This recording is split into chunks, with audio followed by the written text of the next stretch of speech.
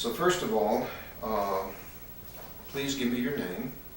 Victor Mattson, And you currently live where? in Hattiesburg, Mississippi. Okay.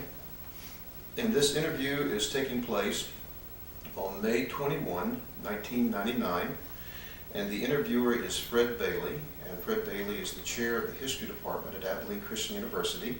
And the interview is taking place in Abilene, Texas. That takes care of it. Okay. Any reproduction of this or any other sporting events will need, never mind, that's not permission of the commissioner of baseball or whatever. Victor, we're going to talk a little bit today, just you and me, and I want you just to share with me things, and most of it will be about the 12th Armor and your experiences in World War II, but we also want to talk about your background. Where you're from, what life was like when you were growing up, a few kind of common experiences that all Americans would have, and then about your World War II experiences and so on. And it's really kind of fun to do. Okay. So let's begin. Tell me, where were you born? I was born in Bloomfield, New Jersey, Okay, and what year? 1925. 1925 in Bloomfield, New Jersey.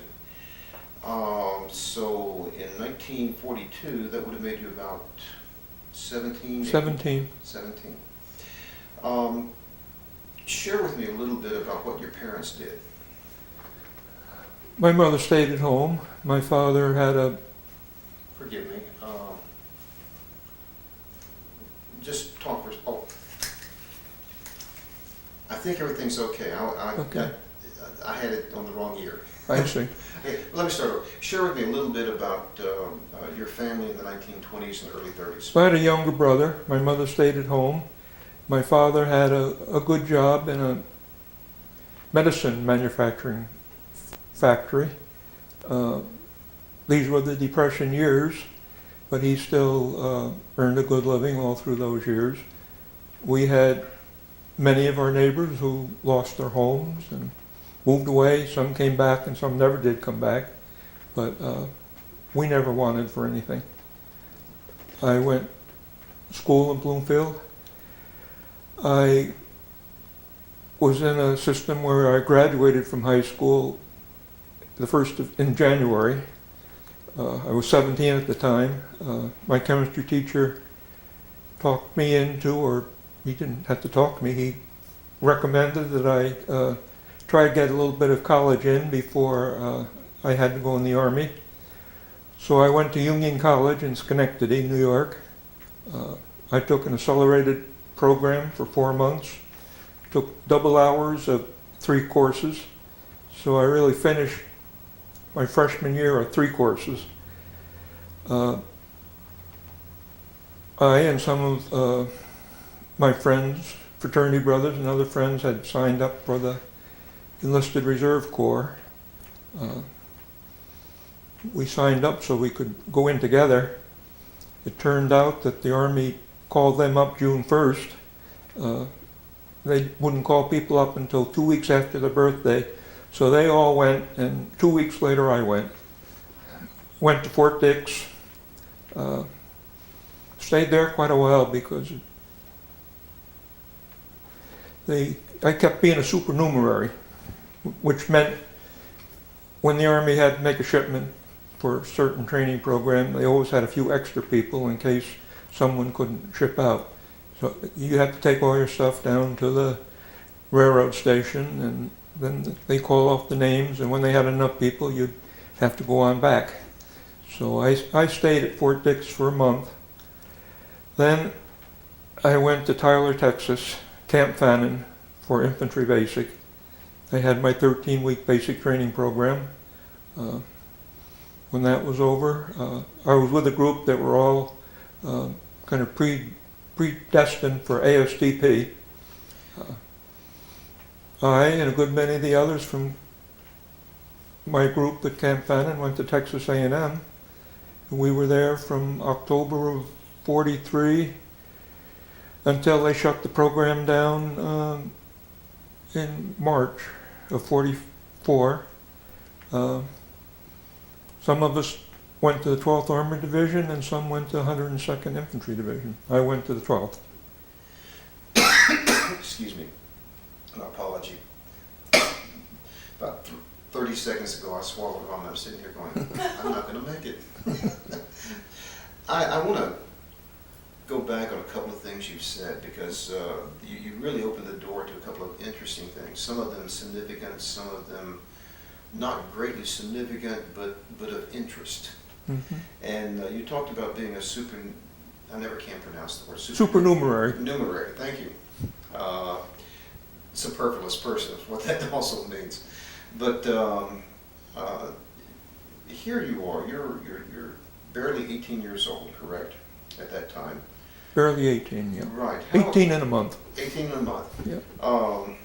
And you're caught up in this bureaucracy. So tell me your personal feelings as you kept going back and forth.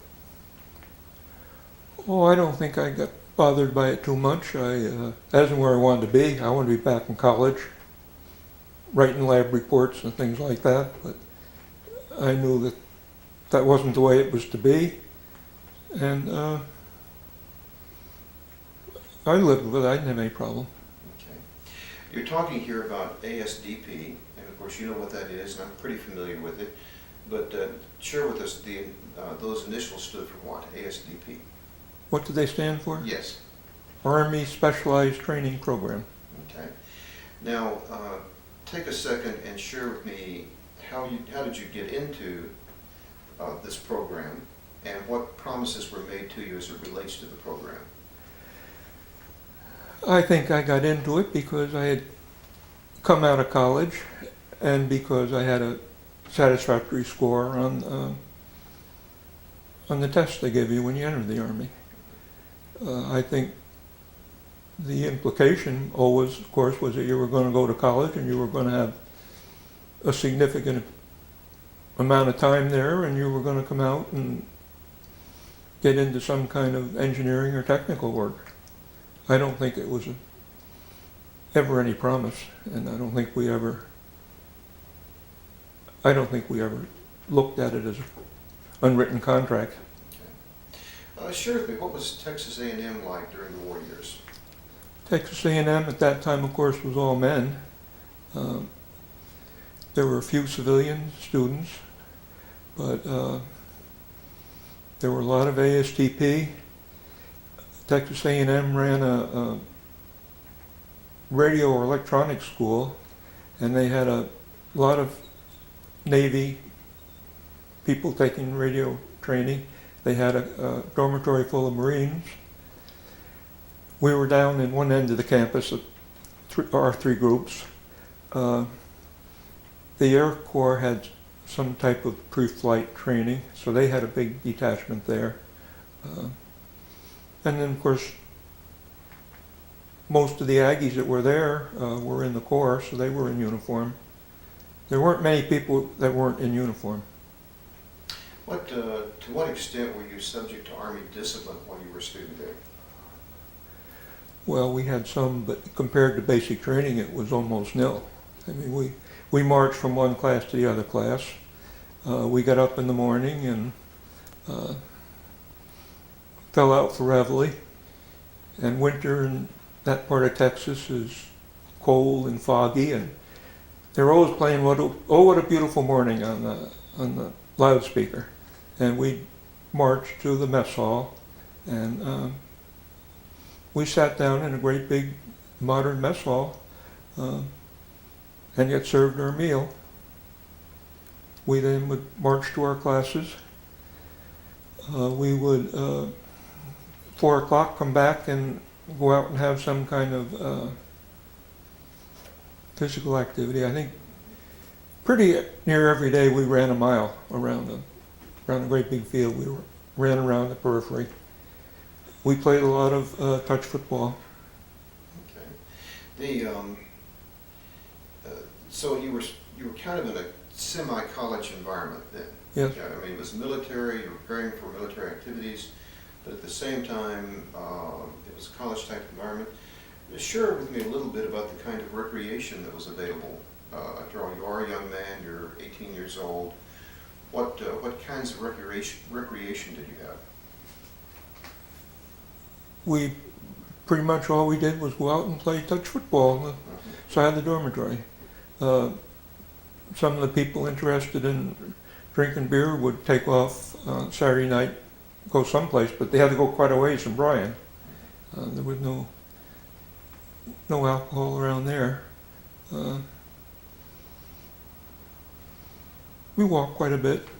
Another fellow and I walked out to the airport and paid a guy $10 for airplane ride. That's the first time I was ever up in an airplane, was while I was going to Texas A&M. But there wasn't much recreational facilities. If there had been, I didn't use them. This is just to help me out.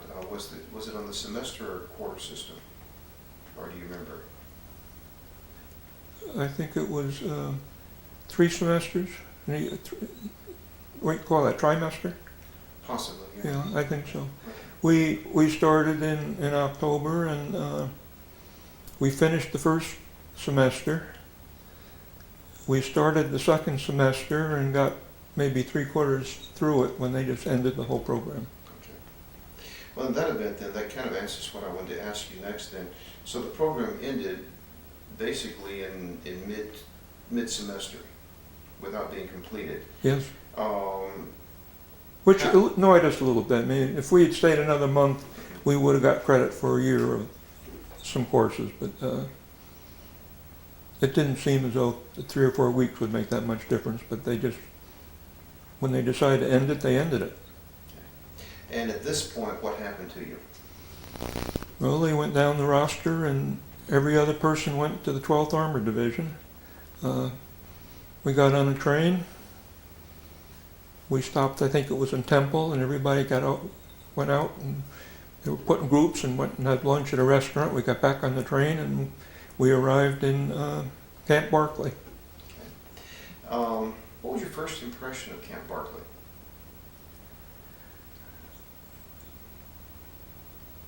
I think it looked like an Army camp. It didn't look that much different from Camp Fannin.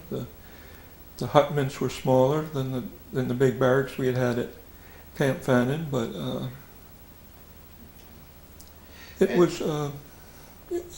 everything else looked the same. The theaters and the mess halls and the service centers. Well, how about this? What did you end up being assigned to do with the 12th Armor? What was your assignment? Well, there were, I think, 68 of us got assigned to fill vacancies in the Armored Infantry Company. So you were in an Armored Infantry Company? Yes. So were you a rifleman? What was your position? I started out as a rifleman. Okay. I was a rifleman. We trained, they gave all of the new ASTP arrivals that went into the 56th Armored Infantry Battalion, and there would be 150 of them maybe altogether, and they sent all the old people out bivouac for 2 weeks, and they gave us a two-week accelerated refresher course. Then the others came back, and I think the 2 groups integrated very well. You went on maneuvers here in Abilene? We would go out in the hills and stay out there maybe a week at a time. We didn't have anything like the Tennessee maneuvers. Oh, I understand.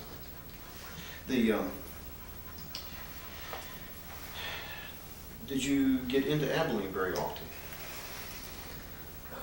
I don't remember real well. This was a long time ago. I think I came to Abilene maybe every other weekend for a little while. I didn't come in and spend hours and hours here, but I would come in and walk around a little bit. Okay. Was there very much to do in Abilene? Or? Not really that I was interested in. There were movies here, but we had plenty of movies at Camp Barkley. Okay. Now, this is a question I don't want to ask if your wife's here. I'm interested in an organization. One of my students did a master's thesis on a group called the Blue Bonnet Brigade. Are you familiar with the Blue Bonnets? No. Oh, okay, then that event, don't worry about it. No, Never it's- heard of it. It was an organization of young women that entertained troops. They were, nothing wrong with them, they were just teenage girls from high school and colleges here that went out there. Okay, let me think and get my mind working here. So, what was the specific company or battalion? Do you recall that? Company B of the 56th Armored Infantry Battalion, Okay, thank you. 3rd Platoon, Third platoon. 3rd Rifle Squad. Okay, and what was your rank throughout the war? Well, when I came to Camp Barkley, I was just a private. Sometime between when I came here, early end of March, and June, they made me a PFC, and that's the way it stayed. The several months later, of course, you'll be loaded onto a troop train. Yes. That's always an interesting experience. Share with me what it was like to travel in a troop train from Abilene, Texas, back to New Jersey.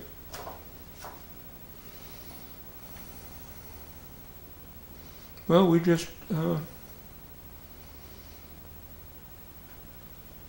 fate was in the hands of the Army. We didn't fret a whole lot about it.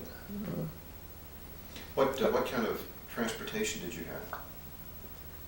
We were on a crowded train. It was coaches.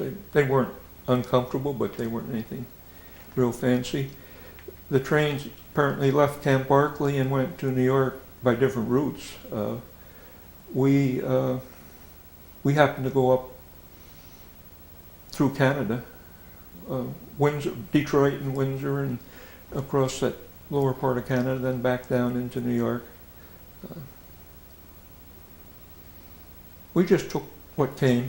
I had 3 good friends that we used to eat together, and when we were eating out on bivouac, and we spent a lot of time together. And we were a little bit philosophical. When things didn't go right, we just recorded them. We were all going to write books, write an expose on the Army after we got out. So when something stupid or maybe we thought was unfair or wasn't the way it should have been happened, we just said, well, that's going to help us write a book. Well, here's your chance. What are some of the things that you recall that caused you to be philosophical? Well, I think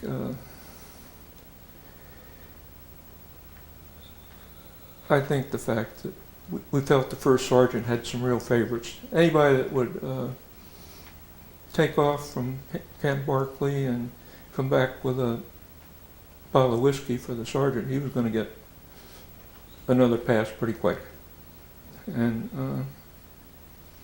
well, just some of the foul-ups that would happen when we were out in the field training. Then when we got on the troop ship, which was a terrible experience,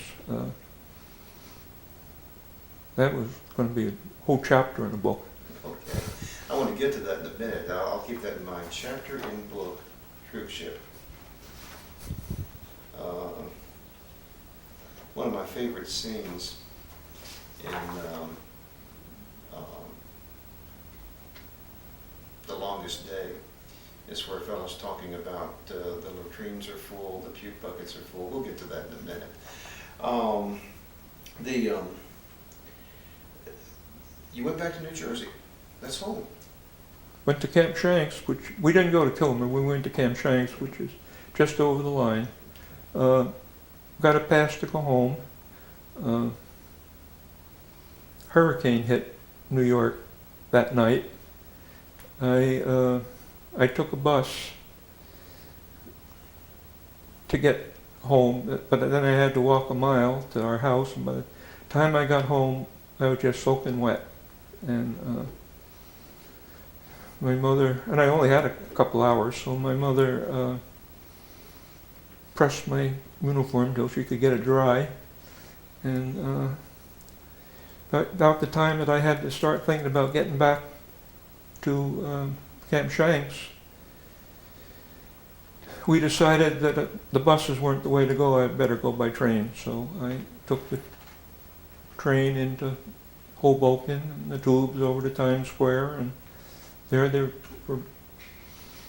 were the buses that went to Camp Shanks. We were told not to say where we were from or anything about it, but when I walked up where they said the buses were going to be, there were great big signs, buses to Camp Shanks. So that deserved a little bit in the book too. So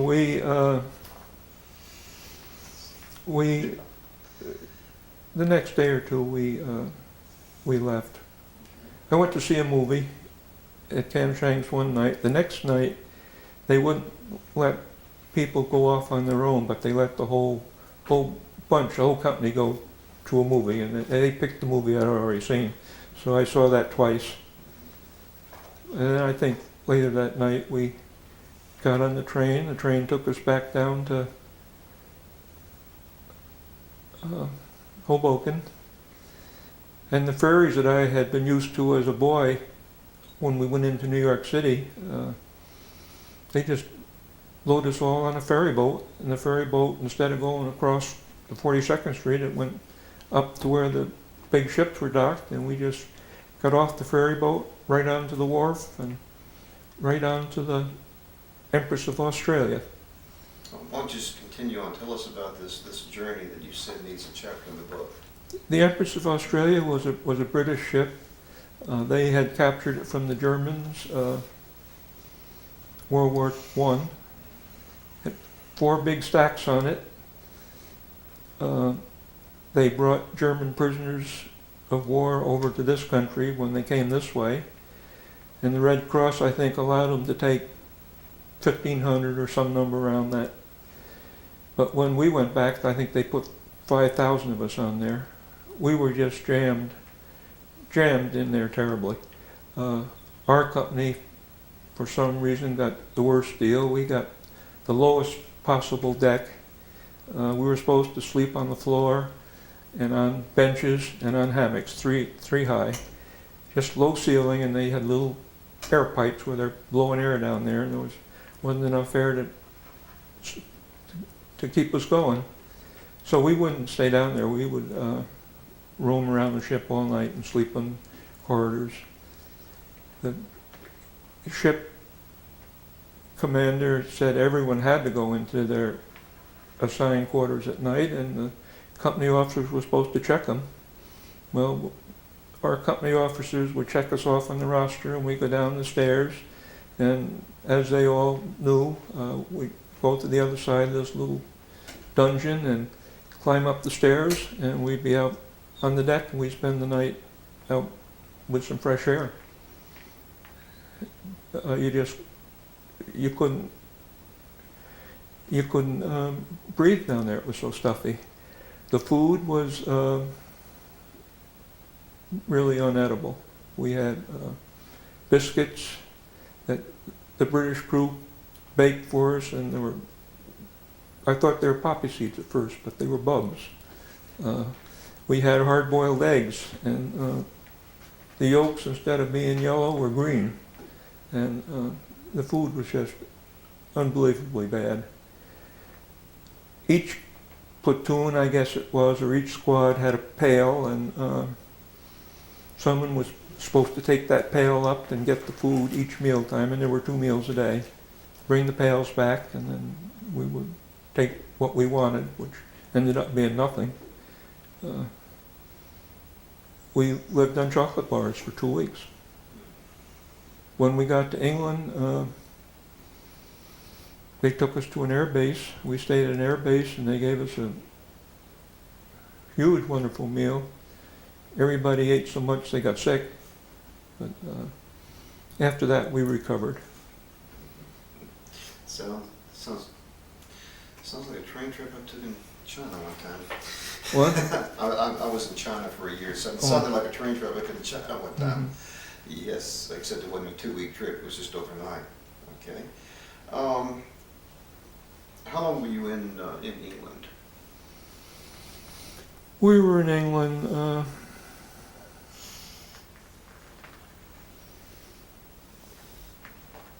about 2 months. We got there early September, and we left England, and I remember it was Armistice Day.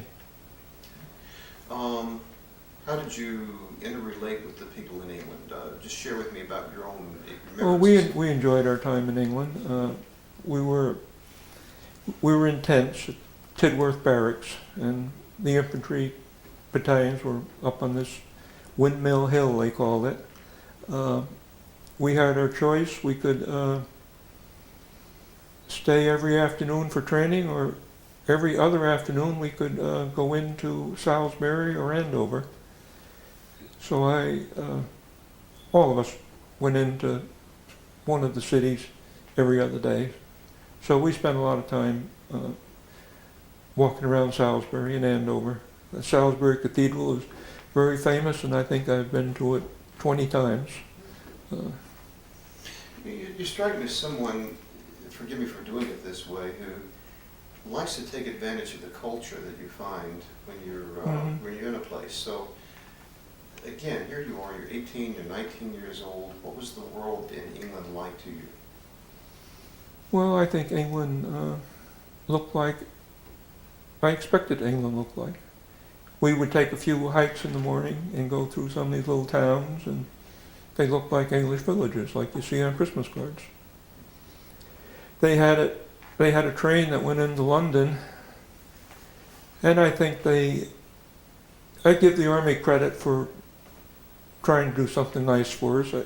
Everyone had a chance to go into London for, I think it was a 3-day pass.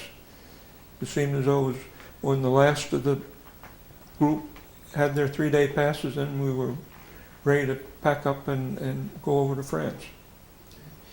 But I had a good time in London. It was exciting to be 18 and be in Westminster Abbey and take the boat up the river to the Tower of London and see the sights. And you went to Le Havre.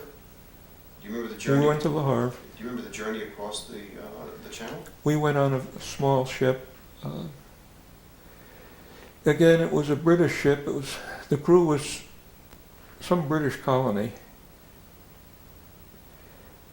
Going out of Le Havre harbor, broad daylight, they smashed into a boat that was anchored there, a ship that was anchored in the harbor.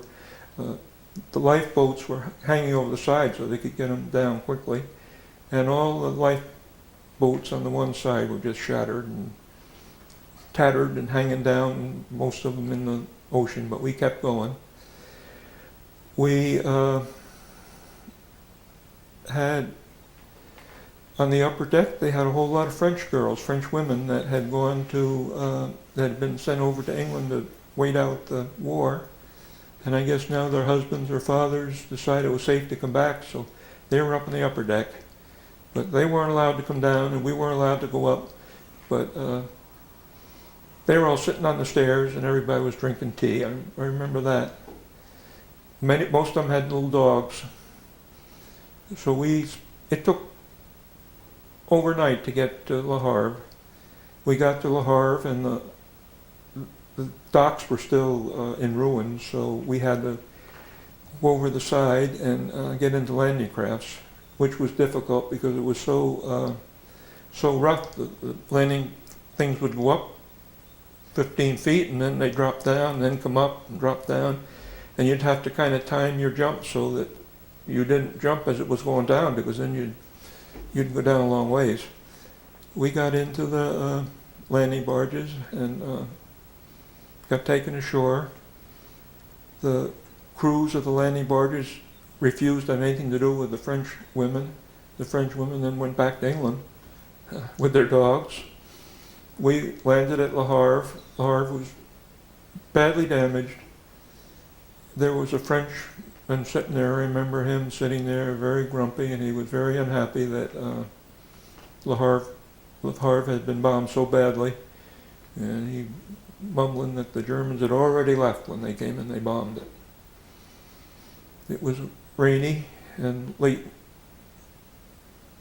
Well, it got dark those days. It's dark at between 4 and 5. They loaded us on these things that were like cattle cars, and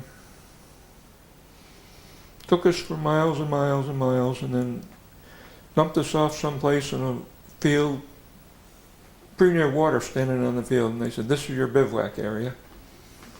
We spent the night there, and our company commander got so mad that he said we weren't going to stay there another night. The next day he went out and found billets for all of us. My platoon got assigned to, my squad got assigned to a barn in one of these little French farms, and we stayed there for almost a month. We would walk about a mile and a half to where our mess line was, and we'd eat, and we'd have some training, and we'd have our supper, and we'd walk back. Cold and rainy, but halfway back there was a little bar that sold Calvados. So we all learned about Calvados there. We each would have a little glass of Calvados every night going back to our barn that we were staying in. When we got ready to leave, the farmer's wife cooked us a rabbit and boiled potatoes and parsley and Calvados. I remember thinking that was a kind thing for her to do, because they didn't have that much food, but she wanted to send us off well. Now, you'll have to forgive me on this, but I have no idea what Calvados is. Calvados is apple brandy. It was made locally. What they would do is, Normandy, of course, is loaded with apple orchards. The apples fall and begin to ferment, and they press them and make cider that's hard cider to begin with, and then it gets a little bit harder. Then there was a man that had a still on a trailer, and he'd go from farmhouse to farmhouse, and he'd distill their hard cider and make Calvados. And the Calvados that would come out from the still was clear white like gasoline. Good Calvados was put in oak barrels, and you can buy Calvados that you can spend a great deal of money for today. But it's Calvados that's been aged in oak barrels for 5 or 10 or more years. Okay. I've learned something. But we didn't call it Calvados, we call it Calamadusas. That sounds pretty good, okay. When did you find out, and what kind of feeling did you have when you learned that you were being shipped to the front toward combat, when you were finally moving in that direction? Oh, I don't think we knew it was inevitable. I think one thing that kind of shook us up a little bit, back a year before we had joined the 12th Armored Division, they had taken out some of their best people and moved them into the 4th Armored when they were getting ready to go overseas. So the 4th Armored had gone over and had gone in shortly after D-Day, and they were in the St. Lo breakthrough and in some heavy fighting in Normandy. But while we were in our Tidworth Barracks, a Red Cross bus showed up one day, a little bus with a dozen old 56 Armored Infantry Battalion people who would come from the hospital. So they came and told us their war stories, and they said it isn't a question of getting wounded or killed, it's going to happen. It's inevitable. I don't know whether we believed them, but it was a little bit of a sobering thought. But I think when we moved from Normandy and then we moved to across to Nancy, and the front at that, we were in the 7th Army, and the front was in the Alsace-Lorraine area. Combat is something that's a little difficult to talk about, but do you remember your first combat experience? Yes, as best I can after 55 years, and of course we were only PFC, so we didn't always know what was going on, and I'm not sure that anybody else knew a lot of the time what was going on. But our first encounter was just simply support for an infantry division that was attacking a town called Rohrbach, which was close to the border of Germany. It was Maginot Line country. Our tanks got quite involved, but the infantry didn't get too involved. We had a few casualties. We had some shelling. We were kind of held back in a great big field, and I guess that we're just waiting to see if they needed us any particular place, and they never did really have to push us way up to the front. But while we were there, we did get some shelling. We had a few people killed, and I can remember sitting in a foxhole and seeing these shells landing 50 yards away and thinking, is this really real, or is this just a dream? But there wasn't much more to it than that.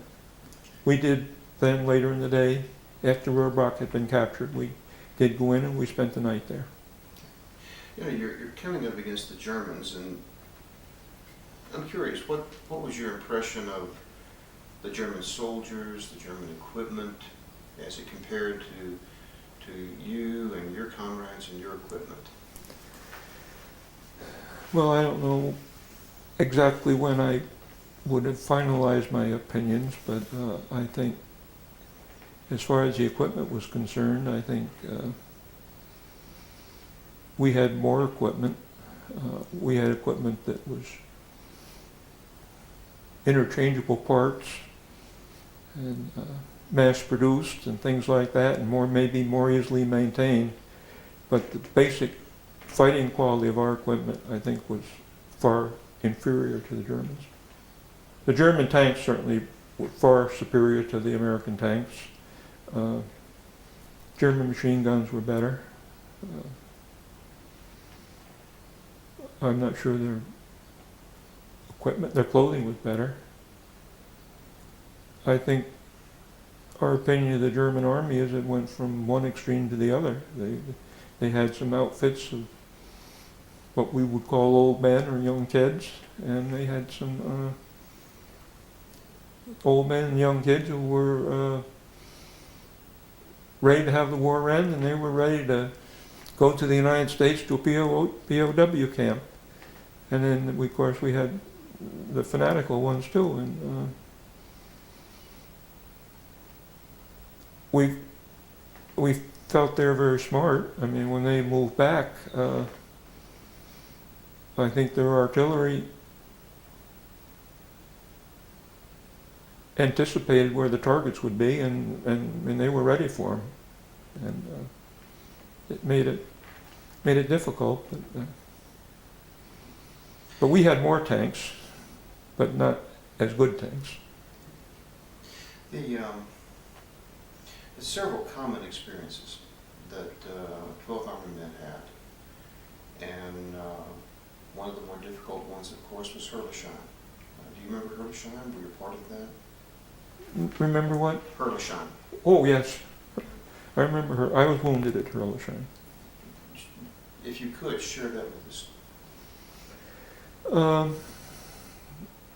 We had been in our second engagement was up in just over the German border in Outweiler. We were up there for about a week. Then we came back, and we were going to have a week or so rest, we thought. My squad had been assigned to a half of a cow barn. It was a big barn, and there weren't too many cows, so we each had our area, but it was beautiful at that time for us. I mean, we had straw to sleep on, we had a roof, and we were getting some regular meals, and we were there for 4 or 5 days.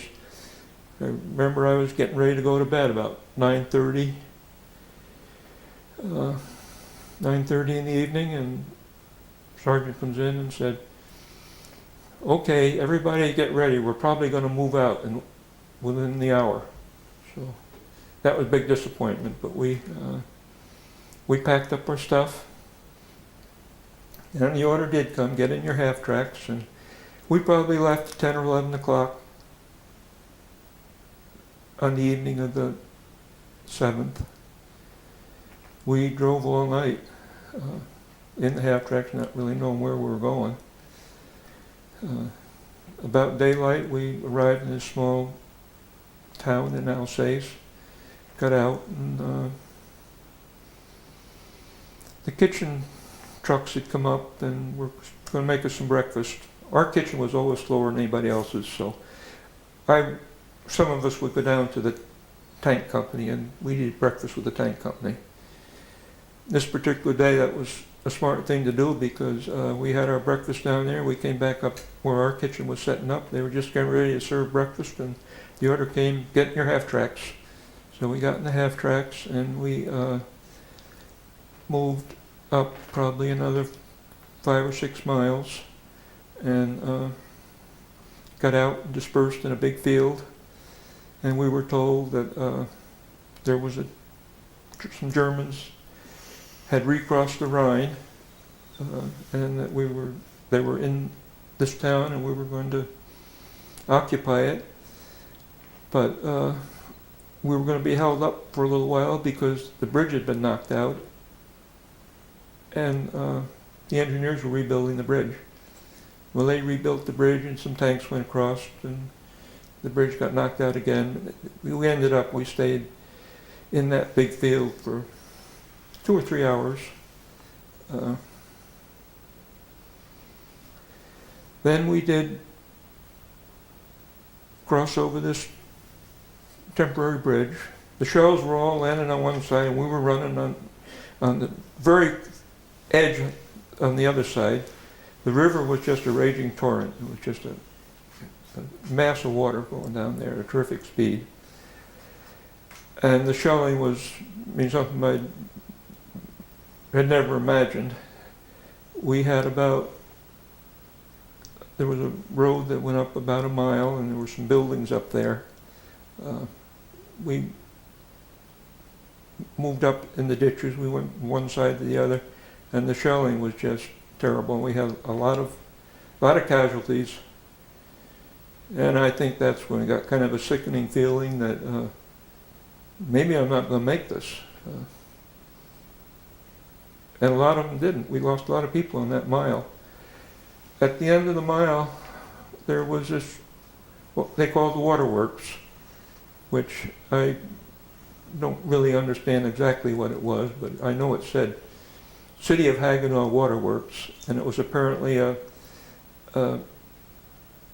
station to control some gates, to control the flow of one river into another river and into some canals. There were canals and rivers all over.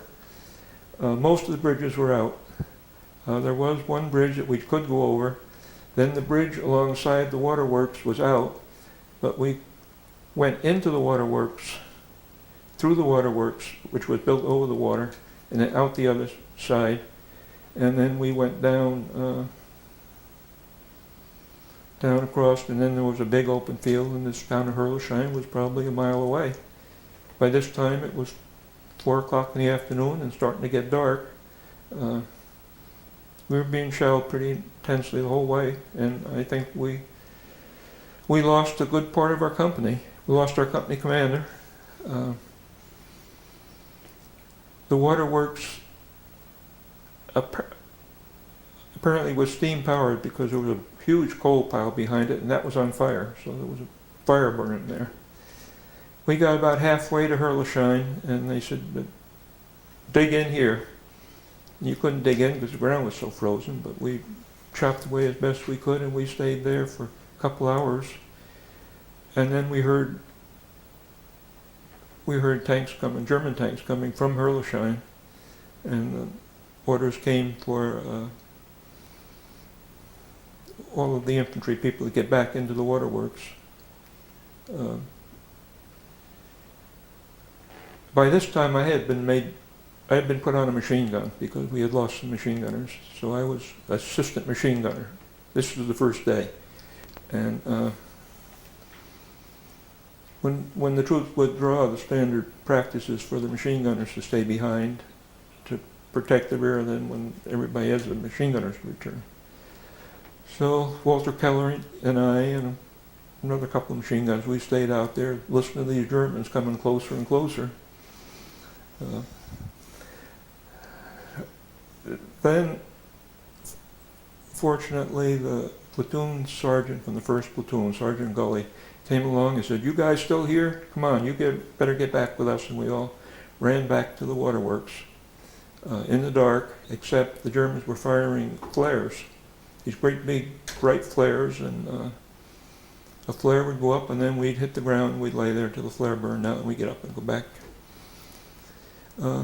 We got back to the waterworks. We stayed there all night. There was shelling, but I don't think they did much damage.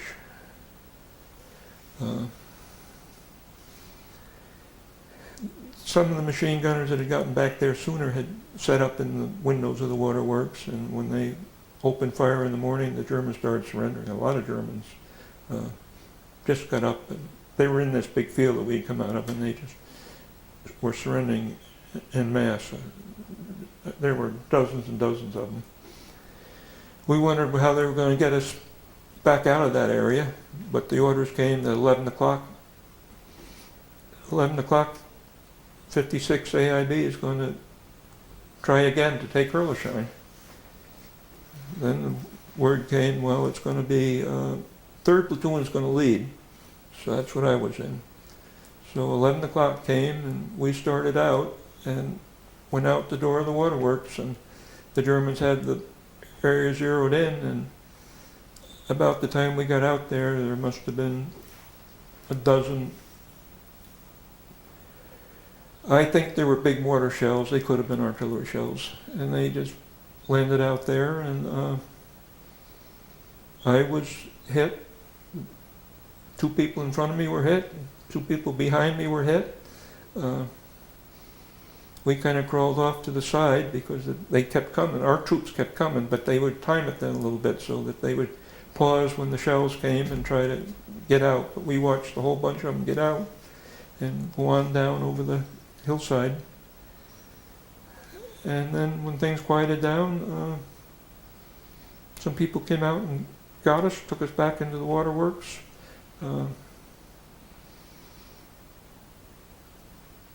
The battalion dentist was in there doing first aid, and I wasn't hurt bad. I was fortunate. I had what they used to call a $1 million wound. Just some shell fragments went through quite a bit of flesh, but they didn't hit any bones or any vital things. They put us on tanks, and light tanks, and the light tanks hauled us from the waterworks back over that bridge that had been knocked out so many times the day before. And that was at the town of Rohrweiler. They put us in, we went in the battalion aid station. They looked us over and put us in ambulances, and the ones that were hurt more seriously, I guess they did more for, but I just got some dressing put on it and got in this ambulance with 3 other people, and we started about a 40-mile trip back to Saarburg, I think is where we went. Every mile the artillery firing was a little bit softer, and that was kind of music to our ears. But I think I got back to a good hospital, evacuation hospital with surgical facilities and all that. I had been wounded. We left there 11 o'clock. We left the waterworks. I must have been wounded by 1:15. By 4 o'clock that afternoon, I was back in surgery. I learned later then, of course, that most of my company didn't fare so well because they got further from the waterworks, and they didn't get evacuated quickly. Some of them were there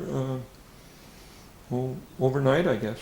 But our company was pretty well destroyed.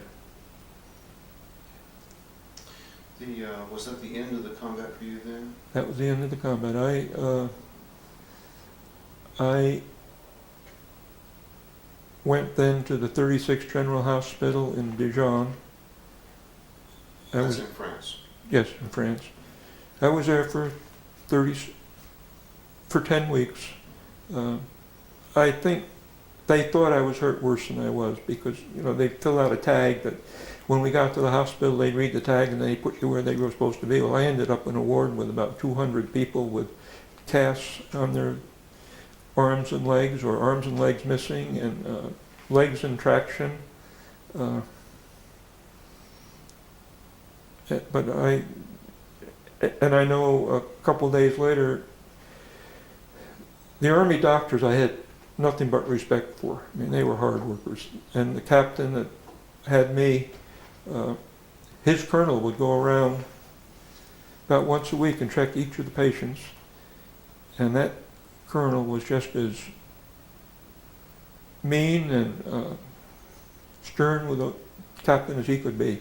Just blunt, asking him questions. Did he do this? Did he do that? Why didn't you do that? But I know when he came to my case, the captain said, I checked it going up, I checked it going down, and there's nothing wrong. So whatever it was, it wasn't.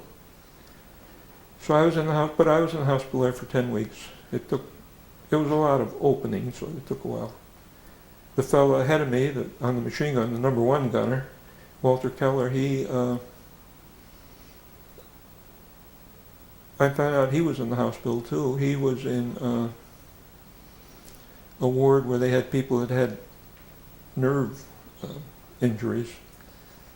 I went over to see him once at his place, but it was too depressing. There was a young boy in there that had lost his eyesight and was told he'd never get it back. And the people in that ward were, I realized how lucky I was.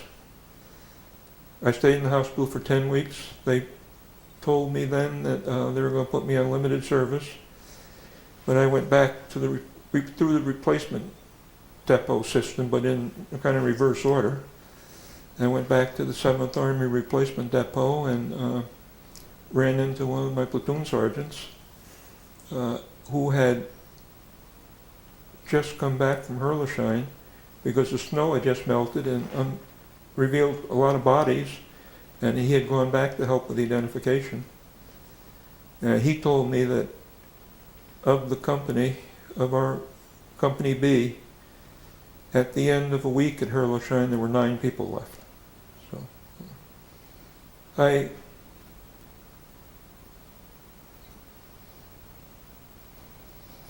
really couldn't have had it.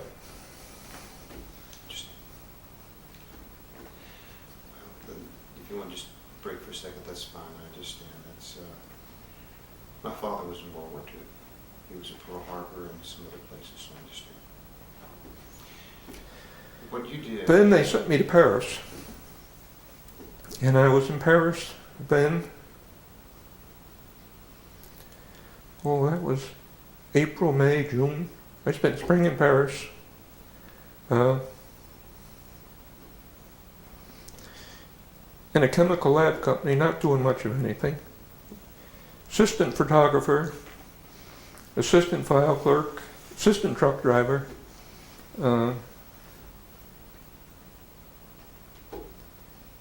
Every Sunday they would send the truck downtown Paris, and we could go into Paris, spend all day Sunday there, and Sunday night they'd pick us up. Well, tell me about getting back to the States. How did it... Well, it's a strange story. I got put in a chemical lab company. There were 40 people in it, 40 enlisted men. There were 2 chemical lab companies in Paris. They took those 80 people and added up the points. You know, you got points for months in service and months overseas and Purple Heart. And the people with the higher points then would get discharged first. So they took these 80 people and they made 2 companies, the 40 with the lower points and the 40 with the higher points. I was just a young person and hadn't been in that long, so I was with the younger people. Our orders came that we were to return to the United States, have a 30-day furlough, go to San Francisco, go to Australia, and then be ready for Japan. So we came back. We came back on a brand new freighter that had been converted for troop ships. Had ice cream, milk, egg yolks that were yellow. It had a good trip. Took 5 days. Came back to Camp Shanks again. Got a 30-day furlough, and I was home. The war was over. So I went then back to Edgewood Arsenal, and I had to wait a few months and then got discharged. Great. Victor, we won't take much longer. I know I appreciate what you've done. This has been, for me, fascinating and interesting, and I'm enjoying it. What kind of work did you do after the war? I went back to Union College, got a degree in chemistry. Then I went to Wisconsin to a specialized graduate school, Institute of Paper Chemistry. And I got a PhD in paper chemistry. And I spent my whole working life working paper companies. Right. What companies work for the most? What companies Yeah. did I work for? Mm-hmm. I originally worked for Meade Corporation in Chillicothe, Ohio. Then I went up just for a couple of years. I went to Oxford Paper Company for a couple of years. Then I went to Great Northern Nakusa, which was up in northern Maine. And we went up there, and we were up there for 20 years. Then Great Northern Nakusa decided to build a mill in Mississippi. And I kind of got put in charge of getting that mill engineered and built and staffed and operating, and then ran that mill for 8 years until I retired. Have you gotten to like catfish? You like catfish? I tolerate it. I don't like fried food, and most catfish is fried. Yeah. So I don't know, I just Well, I'm an old, don't like too much fried food. okay. I'm an old Southern boy. I'm from Southeast Arkansas, where I was born. Lived in Missouri during some of my teen years, but basically West Tennessee, northern Mississippi, Southeast Arkansas is my cultural home. So when I heard you were from Hattiesburg, I thought, now there's a guy that knows where to live and enjoy life. Well, when I retired, we decided that we're not going back up to that cold weather. Yeah. Our children are there. Our grandchildren and our great-grandchildren are all in Maine. Wonderful. How many children, grandchildren, and great-grandchildren? 2 children and 4 grandchildren and 2 great-grandchildren. Marvelous. Well, you have shared some wonderful things and some memorable things today, and I've enjoyed every opportunity I've had to talk with you and other men and women who've had this experience. And the memories that you've shared today will be useful to people that you and I don't know.